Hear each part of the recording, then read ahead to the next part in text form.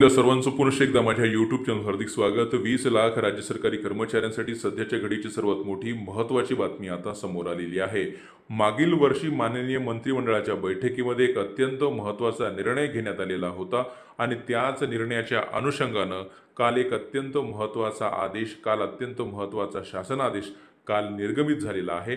ज्या शासन आदेशाचं पालन न केल्यास राज्य सरकारी कर्मचाऱ्यांवर शिस्तभंगाची कार्यवाही सुद्धा आता केली जाणार आहे। काय तो महत्त्वाचा शासन आदेश आहे, कोणत्या कर्मचाऱ्यांसाठीचा आहे, कशा संदर्भातला आहे ते पाहण्यासाठी विनंती एकच की व्हिडिओ हा शेवटपर्यंत पाहावा।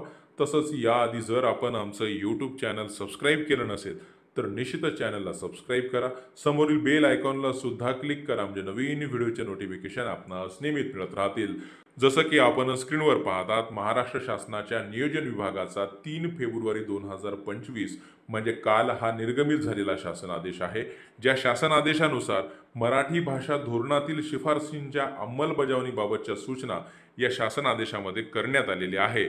जसं की आपण स्क्रीनवर पाहतात, महाराष्ट्र राज्याच्या मराठी भाषा धोरणाच्या अनुषंगानं मसुदा जो तयार करण्यात आलेला होता त्या मसुद्याला 12 मार्च 2024 म्हणजे मार्च महिन्यामध्ये मागील वर्षी मंत्रिमंडळानं त्याला मंजुरी दिलेली आहे। मंत्रिमंडळाच्या बैठकीमध्ये तो निर्णय घेण्यात आलेला होता आणि त्यानंतर 14 मार्च 2024 तारखेला त्या निर्णयाच्या अनुषंगानं शासन आदेश सुद्धा पारित करण्यात आलेला आहे आणि त्याचं धोरण हे ठरविण्यात आलेलं आहे। आणि या धोरणाच्या अनुषंगानं मराठी भाषेचं जतन, संवर्धन, प्रचार, प्रसार व विकास होण्याच्या अनुषंगानं केवळ शिक्षणाचेच नव्हे तर सर्व लोकव्यवहाराचे सुद्धा काम आता मराठी भाषेतच करावे लागणार आहे आणि त्या संदर्भातला महत्त्वाचा निर्णय हा घेण्यात आलेला होता आणि त्याच अनुषंगानं हा शासन आदेश आता पारित करण्यात आलेला आहे। यापुढे आता सर्व कार्यालयीन कामकाज हे मराठी भाषेतच करावं लागणार आहे।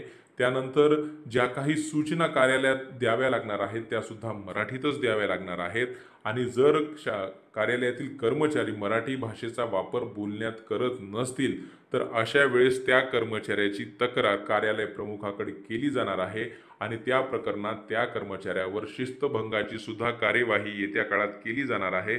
असा हा महत्त्वाचा शासन आदेश काल पारित झालेला आहे। फक्त यामध्ये एकच अट ठेवण्यात आलेली आहे की परदेशस्थ किंवा राज्याबाहेरील अमराठी व्यक्ती असेल तर त्यांना यामध्ये सूट मिळणार आहे, परंतु जेवढे राज्यातील कर्मचारी असणार आहेत त्यांना मात्र निश्चितच मराठी भाषेचा वापर करावा लागणार आहे। जे काही कार्यालयीन काम असतील, कार्यालयीन टिप्पणी असतील, कार्यालयीन पत्रके असतील त्या सर्वांमध्ये मराठी भाषेचा वापर हा अनिवार्य असणार आहे। जो कोणता कर्मचारी या भाषेचा वापर करणार नाही त्याची जर तक्रार केली गेल्यास निश्चितच त्या कर्मचाऱ्यावर शिस्तभंगाची कार्यवाही या शासन आदेशानुसार आता येत्या काळात होणार आहे। त्यामुळे निश्चितच राज्य सरकारी कर्मचाऱ्यांना आता यापुढे मराठी भाषेचा वापर अनिवार्य भाषा म्हणून कार्यालयीन कामात करावा लागणार आहे। असा हा महत्त्वाचा निर्णय राज्य शासनानं घेतलेला आहे। रोज नवीन असेच महत्त्वपूर्ण निर्णय बातम्यांसाठी चॅनलला सबस्क्राईब करा। काही अडचण